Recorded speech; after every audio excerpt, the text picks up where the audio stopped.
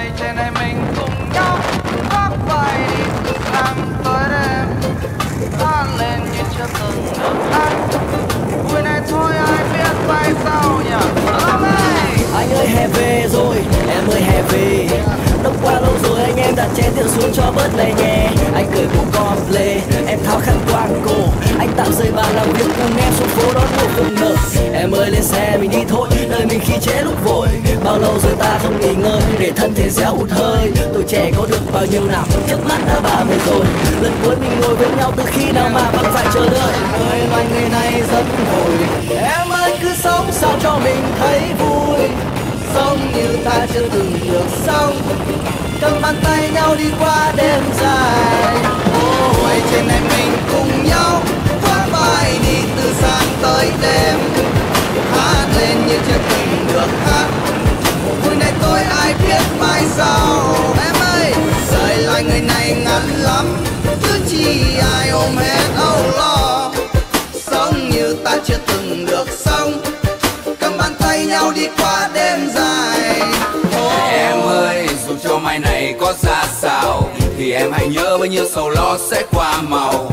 Mọi chuyện sẽ ổn thôi khi ta còn yêu đời. Bao nhiêu gian nan sóng gió cũng khó ngăn cho đôi môi ta nở nụ cười mà ông ơi. Cuộc đời này còn dài được bao lâu, đôi chân ta đã đưa ta lang thang đi xa những đầu. Chớp mắt tuổi trẻ rồi cũng sẽ trở thành ngày hôm qua, nên ta cứ sống vui đê vì hôm nay là món quà. Và chúng ta đang trải qua những ngày đẹp nhất trong cuộc đời, rồi đã có những lúc thất vọng chán chường mà nước mắt chưa buồn rơi. Đã nuôi được mất từng đánh cực tất vào cuộc chơi, rất nhiều lần vấp ngã nhưng vẫn bất chấp tất cả không chịu buông xuôi, sống trên vai cho tuổi thanh xuân không tiếc nuối. Tuổi trên này mình cùng nhau khoác vai đi từ sáng tới đêm, hát lên như chưa từng được hát.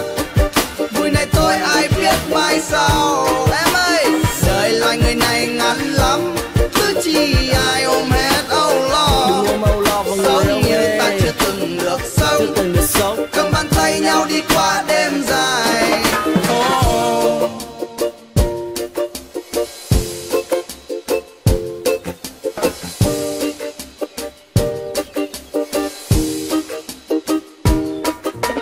Em ơi lo chi ngày dài, chỉ cần chúng ta tử tế với nhau. Nhớ mai cho ông rời sập xuống, nhớ mai ta không còn thấy nhau. Anh ơi gian chân đời mình phải buồn hết đêm là sẽ héo đâu. Khoác vai anh em này đi tiếp, trước mắt ta con đường vẫn đường. Con người trên này mình cùng nhau khoác vai đi từ sáng tới đêm, hát lên như chưa từng được hát. Vui này thôi ai biết mai sau. Đời loài người này ngắn lắm, cứ chi ai ôm hết âu lo, sống như ta chưa từng được sống, cầm bàn tay nhau đi qua đêm dài. Tuổi trẻ này mình cùng nhau khoác vai đi từ sáng tới đêm, hát lên như chưa từng được hát. Vui này thôi ai biết mai sau.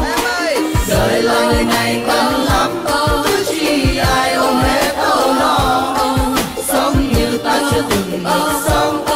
Tuổi trẻ này mình cùng nhau khoác vai đi từ sáng tới đêm, hát lên như chưa từng được hát. Vui này thôi ai biết mai sau nhỉ. Anh ơi hè về rồi, em ơi hè về. Đông qua lâu rồi anh em đặt chén rượu xuống cho bớt lè nhẹ. Anh cười bộ con lê, em tháo khăn quàng cổ. Anh tạm rời bàn làm việc cùng em xuống phố đón mùa phượng nở. Em ơi lên xe mình đi thôi, đời mình khi trễ lúc vội. Bao lâu rồi ta không nghỉ ngơi, để thân thể réo hụt hơi. Tuổi trẻ có được bao nhiêu nào, trước mắt đã 30 rồi. Lần cuối mình ngồi với nhau từ khi nào mà vẫn phải chờ đợi. Ơi loài người này rất vội. Em ơi cứ sống sao cho mình thấy vui, sống như ta chưa từng được sống, cầm bàn tay nhau đi qua đêm dài. Tuổi trên này mình cùng nhau khoác vai đi từ sáng tới đêm, hát lên như chưa từng được hát. Vui này tôi ai biết mai sau.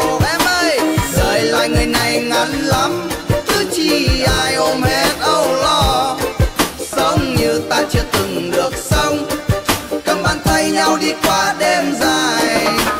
Em ơi dù cho mai này có ra sao thì em hãy nhớ bao nhiêu sầu lo sẽ qua màu.